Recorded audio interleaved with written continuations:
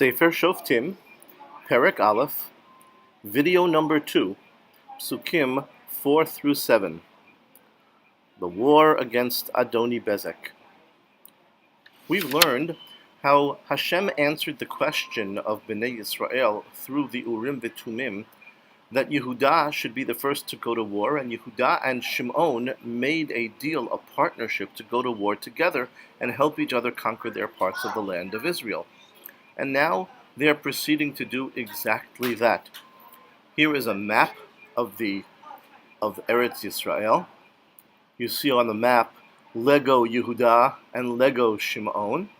And up there you see the cities that are important over here. You see Yerushalayim, you see Hebron. And this whole area is known as Eretz Yerushalayim, the whole region of Yerushalayim. They conquered that even though they couldn't conquer the city itself at this time. There's an important city up there that we're going to see, which is the city of Bezek, because they're going to fight Bezek now. Pasuk Dalid, Vayal Yehudah. Yehudah went up to start waging war. Vayal went up, the shorish is Ayin Lamed Hey, La'alot, to go up. They went up north to start fighting, and Shimon, of course, went with him to help. Vayitain Hashem et HaKena'ani v'haPrizi bi'adam. Hashem gave the Canaanites and the Prizzites, those two nations who lived there, in the hands of Yehudah and Shimon. They won the war against them.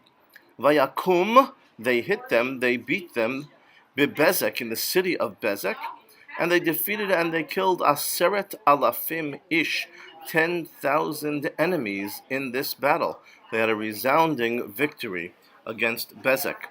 And here, what else happened is what is recorded in the next pasuk. Pasuk Hey. Vayimtzeu et Adoni Bezek, or Vezek, Bevezek. They found the king, or the warlord in charge of Bezek, in Bezek. Vayimtzeu, the shoresh mem tzadi aleph, to find. And Adoni Bezek is that big guy who looks like real difficult to fight, but they did. Fight they did. Vayilachamubo. They fought against him. Yehudah and Shimon, pow, they defeated him. Vayaku et HaKena'ani ve'et HaPrizi. They defeated the Canaanites and the Prizzites. They defeated them. They had a victory, a nitzachon against them. Then you see on the top over there, there's a little trup note. It looks like a lollipop leaning to the right. It's called a Tilisha Gedolah. And it is very unusual in one special way. It always appears on the beginning of the word, even if you don't pronounce the word on that syllable. It's not vayimtzeu or vayimtzeu, it's vayimtzeu. And it's the only trup sign that will always appear at the beginning of the word, even if the stress, the accent, the emphasis is on a later syllable. Tilisha Gedolah. As the story goes on, we see a further development after they won this particular battle. Vayanos Adoni Bezek. In Pasuk Vav, we see that Adoni Bezek, the king, runs away, but does him no good. Vayirdefu acharav. They ran after him. They chased him. Vayirdefu is the shoresh to Reish Dalad Fei. It means to pursue, to run after. They went after him. They brought him right back. Vayochazu oto, and they grabbed him, they held on to him. To hold on to is le'echoz, aleph, chet, zayin, vayochazu oto, they caught him. And vayekatzitzu et behonot yadav viraglav. Get ready, gore warning. They cut off his big toes and his thumbs. Ooh, that sounds pretty disgusting. Why did they do that? Well, the fact of the matter is, there was a widespread practice in war in those days of doing that to people you vanquished, and it had a practical reason. The practical reason certainly was that if you did that, the person could no longer hold a sword and fight, and the person presumably couldn't run either without big toes. And so they did that. It certainly embarrassed the people, but it didn't kill them. It wasn't an execution, but at the same time, it stopped them from being a threat, and it also was an embarrassing punishment to those who were defeated.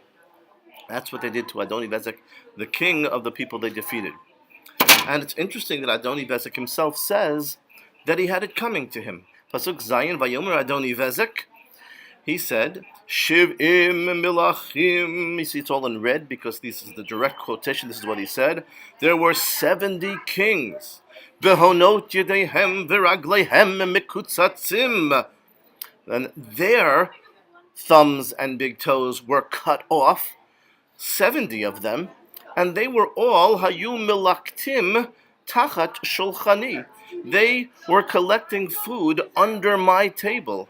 I did it to them. You see, there they are under the table, scrabbling for scraps, hoping to get a little bit of food, if somebody would drop something.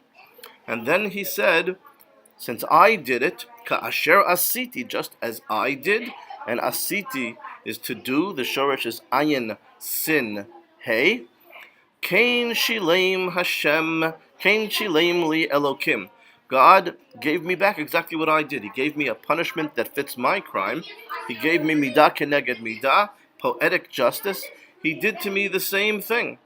As you can see, sometimes God will often function as giving that type of poetic justice. And you can see in the picture as well. Vayavi'uhu Yerushalayim vayamot sham. They brought him to Yerushalayim and he died there. The picture shows you what the dog used to do is exactly what the hydrant did to him instead. And that is the idea of midah keneged midah, of getting exactly what you deserve. What I did when I tripped somebody is done to me when somebody trips me. And so I better be careful what I do, because I may get the same thing done to me as well.